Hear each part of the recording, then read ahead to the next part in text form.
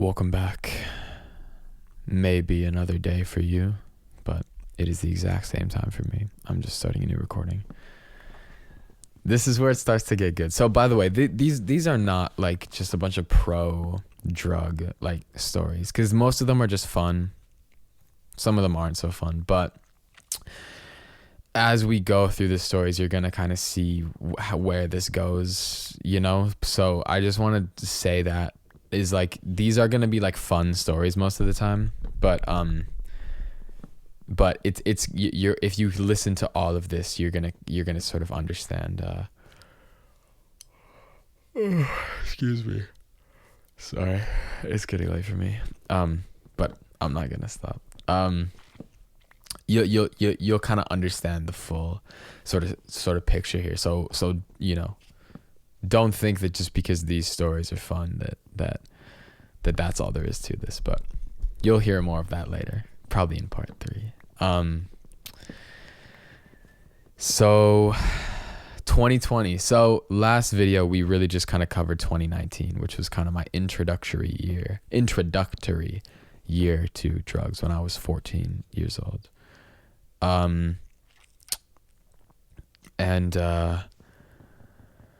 So now it's quarantine. And it's 2020. And me and my friends. By the way, I remember I made it a point to be like I was with this girl on that like the shroom the edibles time I was talking about. And I like made a fool of myself in front of the girl. But by the way, just to give you a perspective of how I just pulled it together. I was actually dating that girl now in quarantine. So I'd say that's pretty impressive. I mean, listen, I don't want to just sit here and take pride in myself, but I do feel like going from that embarrassing and depressing of an experience in front of somebody to dating them, that's impressive, I think. I'm just going to say that. I think that's a little impressive. So anyway, quarantine. We decided to do shrooms. We were like, you know what? We've had our fun with edibles. Let's step it up. So we got these shrooms. We got these golden teachers. And I'll gloss over some details, but some of the notable things I remember is we took them and it was a beautiful ass day. Like it was sunny. It was hot as hell. It was just so nice. It was a picturesque day. Like it was actually so nice. And we took them. And me and my 2 friends took them. And I remember we were watching Dave Chappelle special, just like in my house, just waiting for them to kind of kick in. And then we would kind of go outside. And I just remember Dave Chappelle's face started to scare me a lot. I just remember looking at it and I was like he doesn't look like that normally. Like there's something weird about him right now. And I don't know if I fuck with it. And, but I thought it was like funny. I was like in discomfort, but it was like funny to me because we didn't do very much. We did maybe like a gram. We did not do a lot of shrooms at all. And then we just slowly kind of started to get higher and higher. And we had this whole thing where the guy who was supposed to be trip sitting us was like the worst trip sitter ever. And he was like, just like screaming the whole time. And it was so annoying. And then he had to go to work, but he made us run with him to get him to work. And we were so pissed that, and as soon as he left, it was like so much fun. I love that guy. But that was the worst time ever. But as soon as he left, we really were starting to come up. And this is weird for us. This is weird for us. I said word. This is weird for us because we've only ever done edibles. And when you've been really high on edibles, like to be honest, you've experienced a lot in terms of drugs. Doing a regular dose of shrooms and like greening out on edibles, like greening out is worse and it's more intense. Like I'm not even kidding. Like that's how it's always been in my experience. Maybe I'm just extra like sensitive to it. I don't know how it works like that, but we were quite comfortable with the shrooms, even though it was our first time doing anything other than weed. And And I remember it started to get like sundown a little bit, like it became like dusk.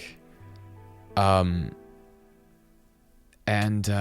we brought a speaker with us, which is a smart idea. And we brought a speaker with us, and I remember we were just listening to music, and we had my friend who had some like old head like white man ass music, which like ended up being perfect because that's some shit, you know, some Pink Floyd shit, like that's like the vibe. But so we like, it's when it started, we were like, oh my god, like bro, you're playing this old head ass playlist, like put on some fucking like actual music. And then we were walking, and then Hotel California started playing by the Eagles, and it was like sunset started to happen a little bit, not sunset, but it was like dusk, like it was like daytime, but it was like getting a little orangish. And I remember the sun was like reflecting off these like windows, and there was these like high rises that they just like built next to this like school that we were kind of close to, and the sun was like reflecting off the windows, and the intro to Hotel California just started playing. And I remember we all just kind of looked at each other, and we were like, okay, like this, something is happening, like this is good, like this is good, whatever's happening right now, this is good, like we like this. I just want you to know to not be worried about this, because we're walking and we took a little more, and we're playing Jukebox Hero, and we are the happiest we've ever been in a long time. So you don't have to worry about us not being there, because we're doing really good, okay? And I remember we ran into some people that we knew, and they were all just like, your guys' eyes are fucking huge, what's wrong with you? And we were like, oh shit, nothing. And then we just kept going. And we just had a fire ass time. I remember we were walking to this field. We were like, there was this field that was nice. We wanted to go to this field. And we were walking down this like trail, or like this path, like just sidewalk. I said every word that like wasn't sidewalk there. We were just going down the sidewalk, and it was kind of going down a hill, like a very gradual hill. And I remember we were walking forward, and we were just walking, and just walking felt so good. We were just like, yeah, like we're just walking, we're moving forward right now, like let's go. And I remember I looked back, I just looked backwards, and I just remember being like, guys, don't look backwards, like just don't look backwards. And then obviously we all looked backwards, and we all just looked backwards, and we were all just kind of like that's not you know, that's not the vibe we're on. And we were all, and then we looked forwards again, and we were like, yes, like okay, forwards, no, like that's the way we gotta go, like we're moving through it right now, we're going through, you know, space, but we're also moving forward in life, we're not stagnant, we're not looking back.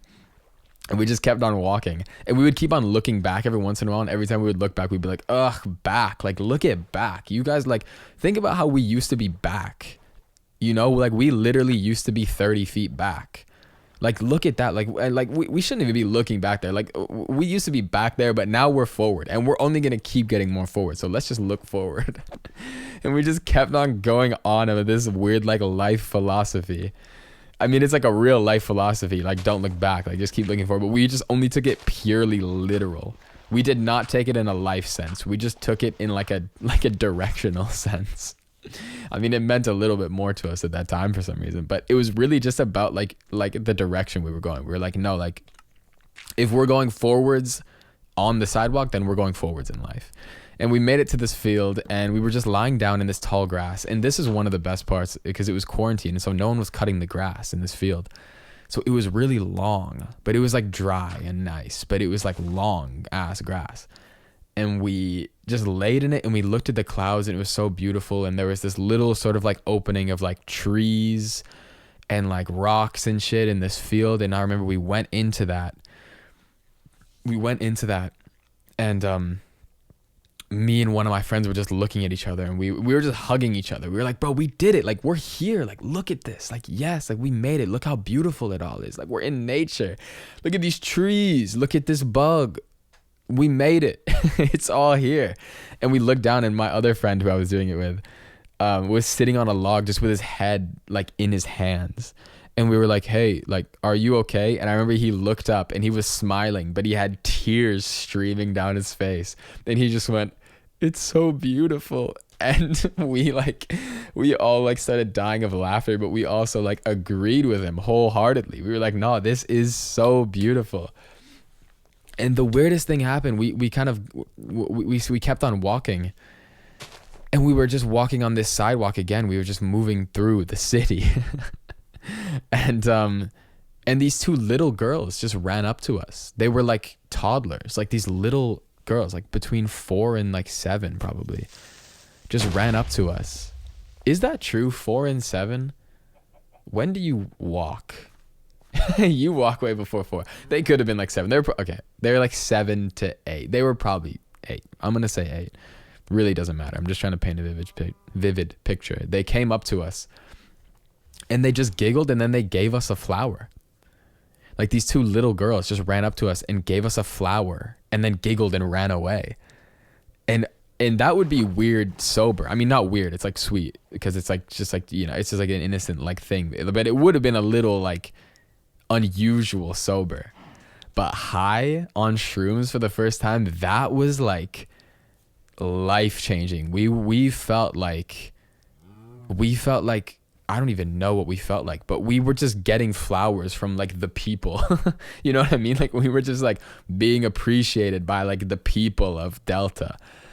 And it was like amazing. We just felt so good, and we kept walking, and we are like, this is the best fucking thing ever. We were so stoked on life and just things like that. And we went in this front yard, and we were just looking at this, like these flowers. Someone just had a bunch of flowers in their front yard. And we were just looking at them, and we were just like, oh, like, look at these flowers, like look at this one, this is so amazing, like this flower, like look at the color of it. And we were just going like all the way off on these flowers, just like very loudly. And then this old lady came out from the backyard, and she saw us, which sometimes on shrooms you would think that would kind of freak us out, like because other people coming up to you are kind of freaky. But it just felt right this time. We just felt no inhibition at all. And this lady came up to us, and she was like, oh, like, do you like my flowers? Like, this just old lady. And we're like, yeah, like, this one's our favorite. What is this one called? And she just kept on telling us about all these flowers. And I still remember it, because it's all still our favorite flower. Yes, we're a group of 20-year-old boys who have a favorite flower because of this one incident. And it was a hydrangea. That's the name of it. So look that shit up. Look that shit up. And we took it. We were like, can we take it? She's like, yeah, you can take it. So we took this flower, and we just brought it along with us. And it was just so nice. It was so nice. And we went to our old elementary school, because that was just kind of the area that we were in. Our school was kind of close by, and it was starting to get a little bit dark now. I think it was dark now. And oh, also we like fought each other, but it was like fun, like in a good way. I remember we just had the music playing, and then a Beastie Boys song just came on shuffle, and we were like just lying in this field together, or standing. We were standing at this point in this field together, and Beastie Boys started playing. And I remember as soon as it started playing, we all just kind of like put our hands out and just started like looking at each other and like sizing each other up without saying anything. And then we just started like beating the shit out of each other while like laughing the whole time. Like it was great. None of us like actually were going that hard. And then the song was over, and we just went back to normal. And then we went to our elementary school. And I remember my girlfriend at the time, I was just in that phase of it where I was just like, I just texted her, and I was just like, man, I love you so much. I just got to tell you, like, I appreciate you so much. Like this and this and this. It was probably so fucking cringy at the time, because I was a little simp back then, but it was probably sweet what I was doing, because I was just high, and I was just like telling all these people. We were telling our friends who weren't there with us how much we like loved and appreciated them. Like we were just on that vibe. We were just telling everybody how much we loved them, and we were feeling so appreciative. And that was our first shrooms experience. That was pretty much it. After that, we went home and like just didn't sleep, but because we were just like wired up. But it was amazing. I remember we thought we were gonna be like that forever, in a good way. Like I remember we were like when we were on we were on our way home kind of, but like it was like the afterglow, you know, like you're not high. You don't think you're high, but then you look at yourself in the mirror and you realize, holy shit, I'm so high, but you really don't feel high at all. I remember because we didn't like know about that. So we thought we were sober we thought we were like sober, but we just had like a grander perspective on like beauty than we did before. So we were just like, yeah, like I feel sober, but I also just like everything just looks so much more vivid than before. Like I'm so happy I unlocked this. And then we woke up the next day and we were like, yeah, I feel the same as 2 days ago. And I remember we planned to meet up the next day. We're like, we gotta meet up tomorrow when we all wake up and just talk about that. And I remember we met up the next day and we were all just like, yeah, do you guys like feel the same? Because I kind of feel the same. And so that was a little disappointing that we weren't stuck in that beautiful world forever and that we could in fact be sober. But we managed. That was our first experience on shrooms, and that was kind of the gateway into it all, really. I guess weed was kind of the gateway. It's true what they say, maybe. But that was our first kind of like real sort of drug experience where it was like something that was, above weed in terms of like legality, especially because weed I think was decriminalized at that point, but shrooms was still up there. It's not anymore. You can deadass buy that shit in stores, which is actually been very convenient for us in moments. But we did shrooms a couple more times. Oh boy, I'm just looking at my notes and I'm looking at some of these stories that I have, and jeez, I was a crazy motherfucker, man. I was up to some crazy shit, but we'll get to that. There's a couple more tamer kind of experiences because we just kept on doing shrooms because it just kept on giving us good experiences. And this is kind of the interesting thing because we didn't realize that like that's crazy. So we just kept doing them. Like we would do them like once every month or once every other month. Maybe not that much in the grand scheme of, some of these motherfucking like hippie people, but because we didn't do it in like a hippie way. We just did it in like a it's drugs, so it's fun kind of way. Which they always say that's not how you're supposed to do shrooms. Like you gotta go in with an intention. But we never did. We just did them. And it usually turned out great. It almost always turned out great. That's not a recommendation. You should do what they say if you ever think about doing them. I mean, don't do them. Because you're probably going to go crazy and you're probably going to, it's going to be bad for you. But it was great for us. It's not going to be. I don't mean to fear monger. I was just trying to like make it obvious that I don't recommend people do this. You'll be okay if you do them. But just don't. But, it's just not, it's not going to change your life as much as you think it is.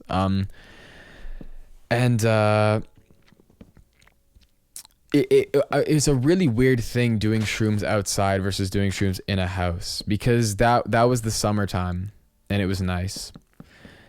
The next time we did it was like fall or winter, and it starts to get dark early, like quickly here. Like there's a long period of time in like around where I live where it is dark early for like a long ass time, like on some Denmark shit.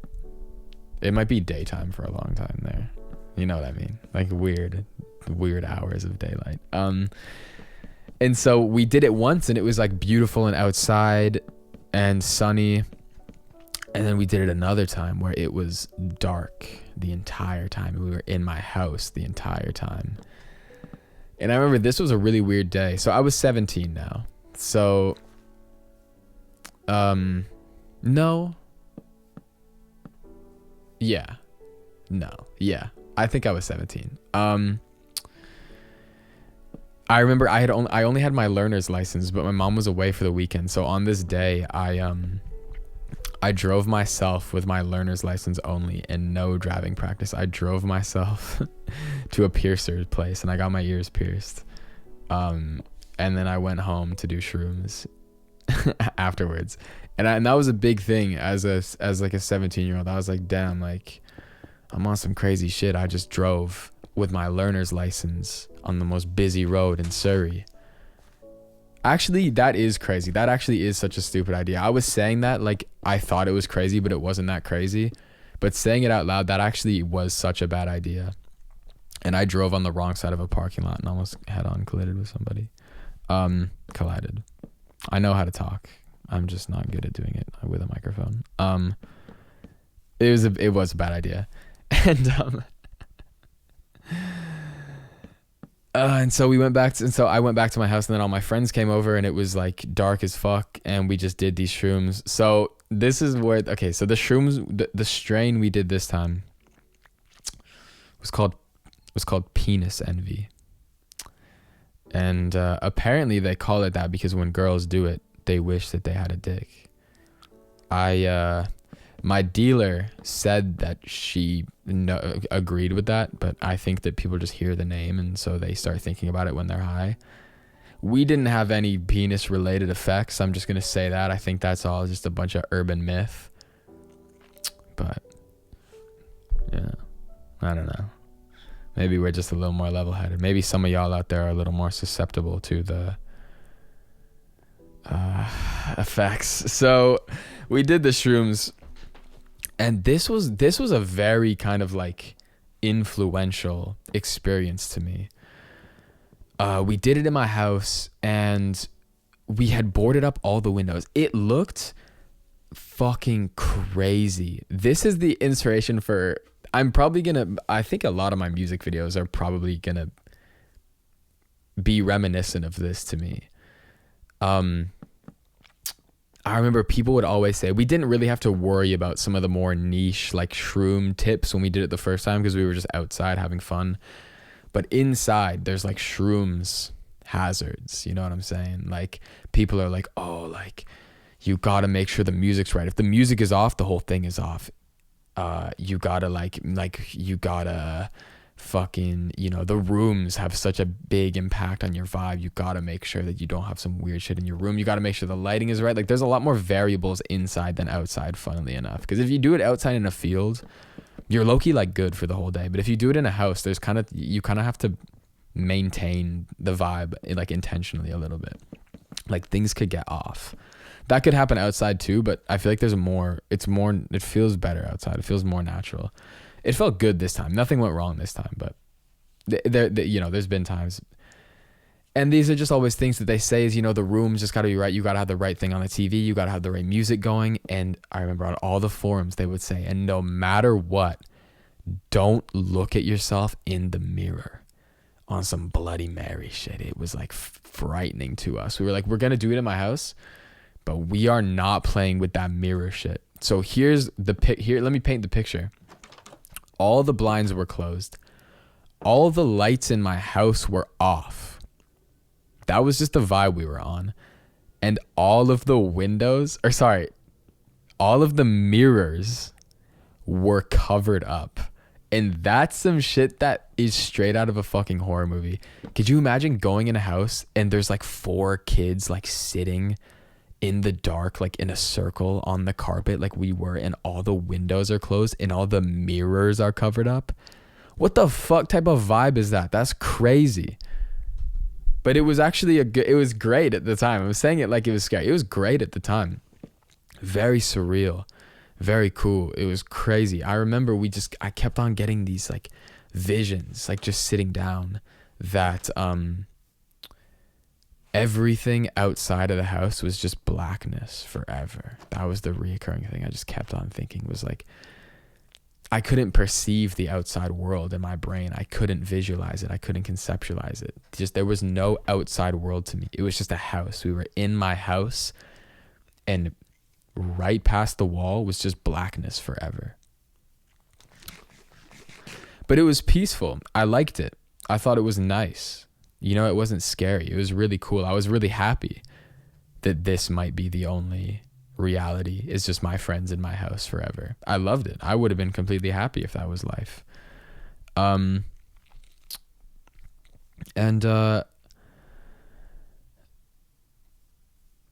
lot of the music we listened to while we were high around those times is still to this day my favorite music of all time. I remember there's an ambient album by an artist called 2814, and I don't know what the album is called because it's in Japanese. The text is Japanese, but the image is like a purple city.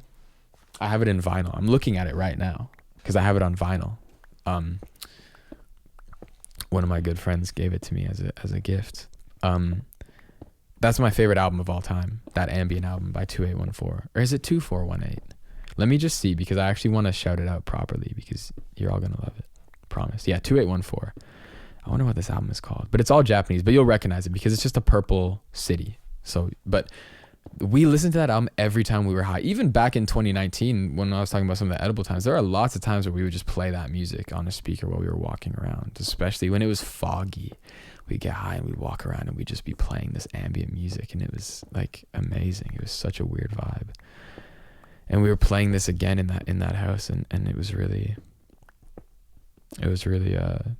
something special, honestly. That was a really fun time.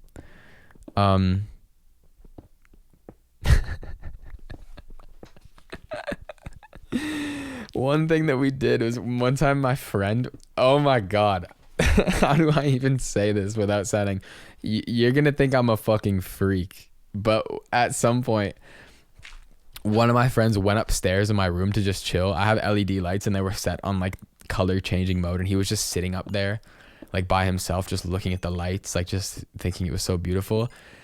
And we had this idea. We always had these bits back then of like throwing a party, but like like dressing someone up as like a weird character and pretending it's like somebody that we don't know and like introducing them to the party.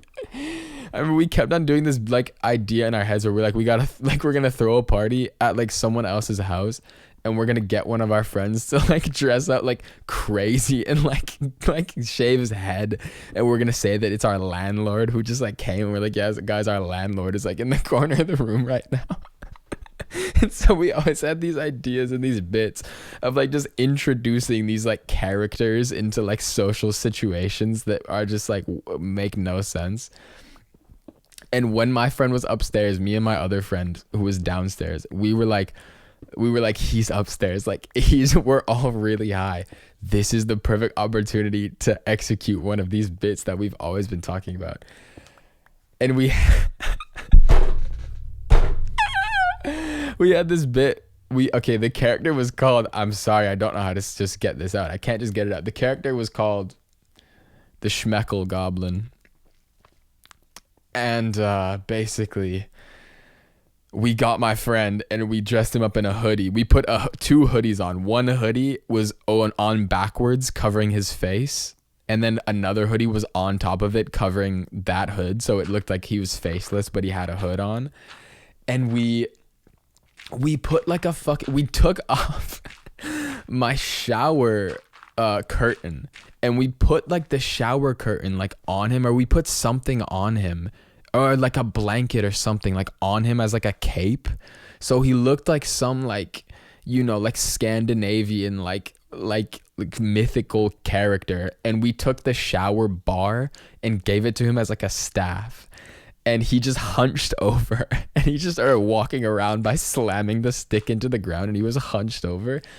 And we started playing on my speaker system in the room, my upstairs room that my friend was in. We just cut the ambient music and started playing like traditional, like Scandinavian, like bagpipe, like hurdy-gurdy fucking music. And then we just got my friend to just march in there and just slam his stick on the ground. And my friend started screaming, and it was, I genuinely have a video of it. If anyone wants to see, I have a fucking video of that, and it is just as crazy as you'd expect.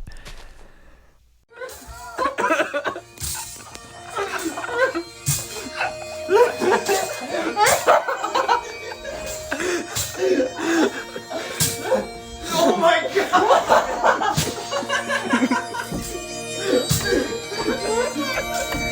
And that's like the dumbest thing I've ever done in my life, but it was also the funniest thing we've ever executed.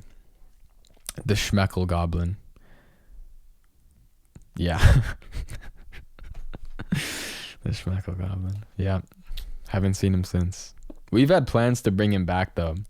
Next time we do shrooms with one of my friends who we haven't done drugs with before, we're thinking he might make a return. But we'll see. He's an elusive character. There's one other shrooms incident that I'll talk about here, and it was this really beautiful time actually. It was also around the same time. I think I was like 16 or 17, and we just did it in this forest. And this is one of the first shroom times where this might be one of the only shroom times where I've ever had actual like insight into my life. I know you'll probably, if you haven't done shrooms, you probably have this perspective of them that people talk about with like, oh, you like get deep insight into yourself. It's so deep. And this is true if you want it to be true. But if you don't want it to be true, then sometimes it just isn't true. And this is like one of the only times where I ever had some real like internal like perspective change briefly because of a shrooms trip.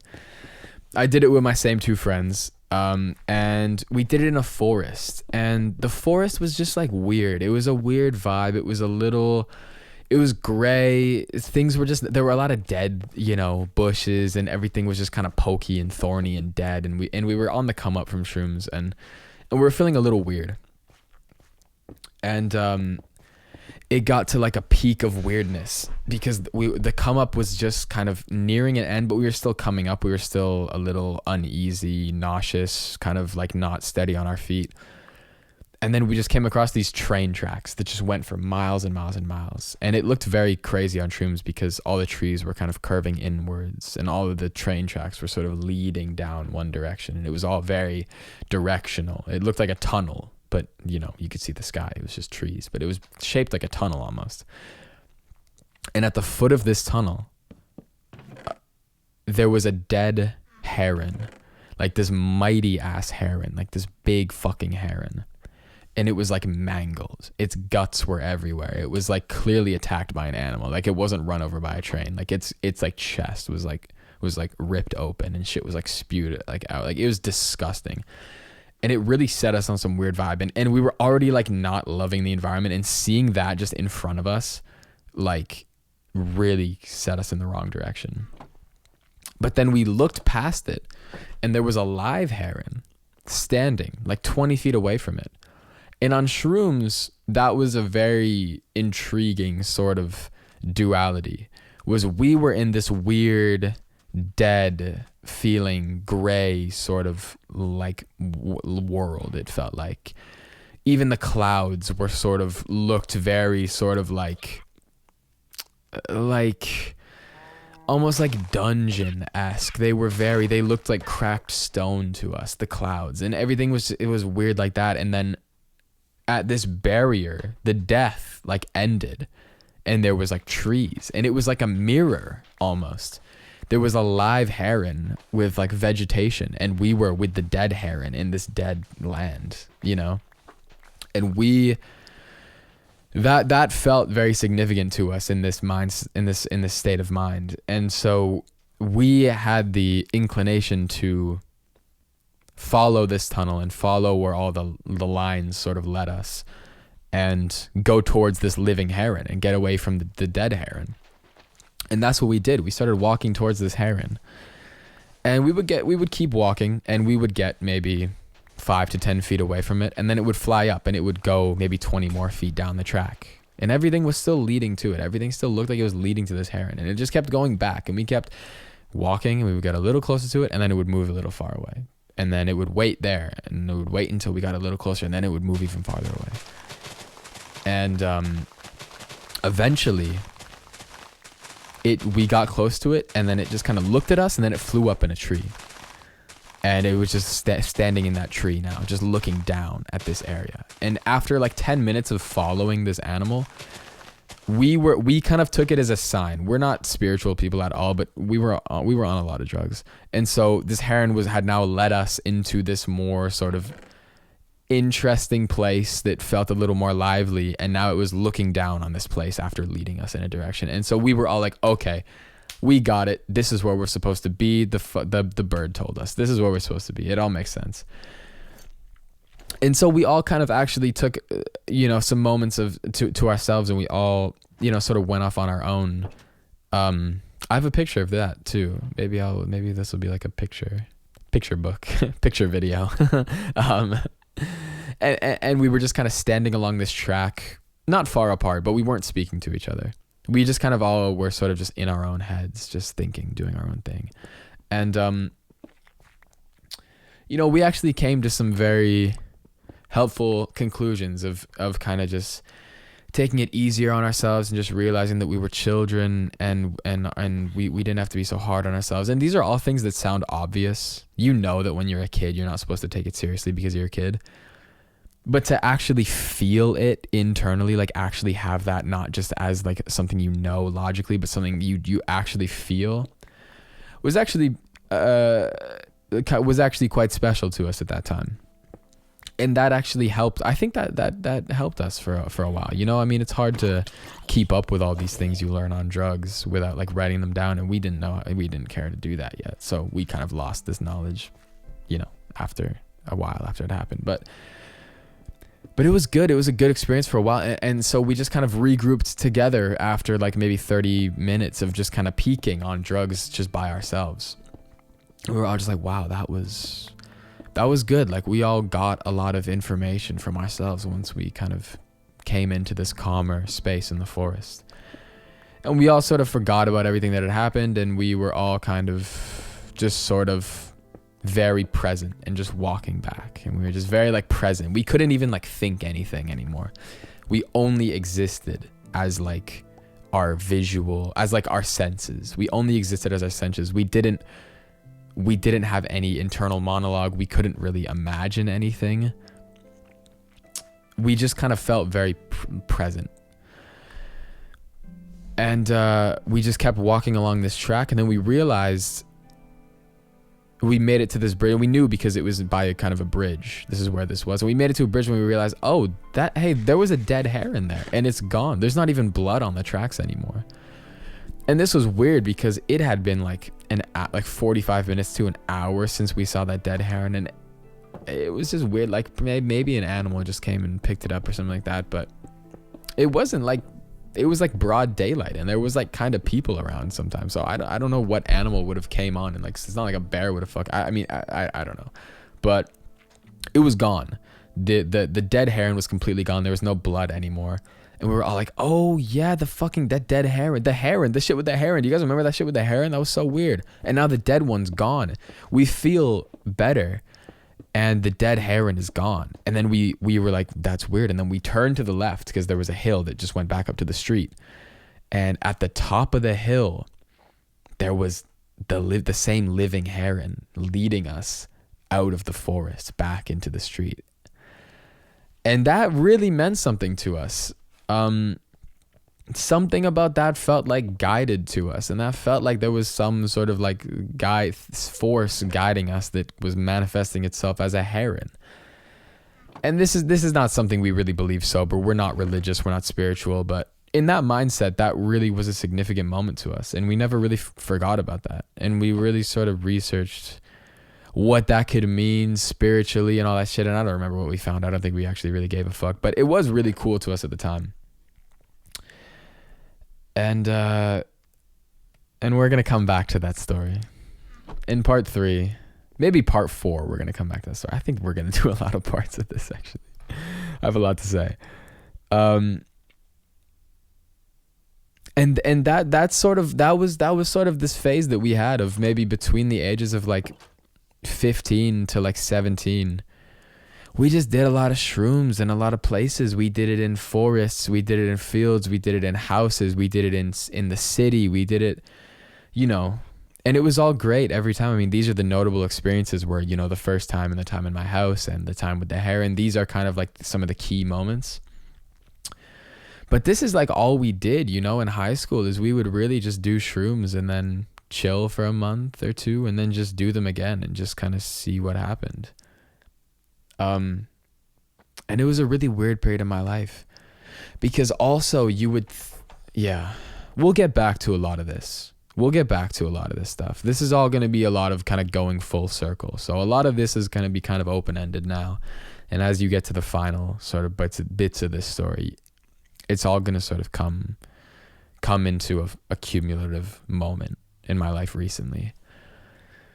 But that was shrooms. Okay. I think I'm going to do a lot more parts than I thought. I thought this was going to be one video, and I'm on part 2, and I'm already at 40 minutes of part 2. So I think I'm just going to do a bunch of parts so it's easier for people to, you know, watch kind of whenever they want.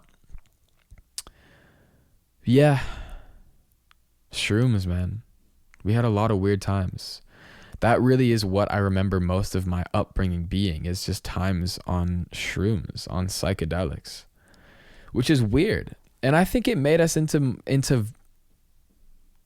I don't know. I think it worked for us. I think it did a lot of good for us. I think it would do a lot of bad for most people. But something about it just worked with us. We just handled it so well, and we sort of incorporated it in nice, safe kind of ways. I don't know what I'm saying, but I had a lot of experiences with shrooms.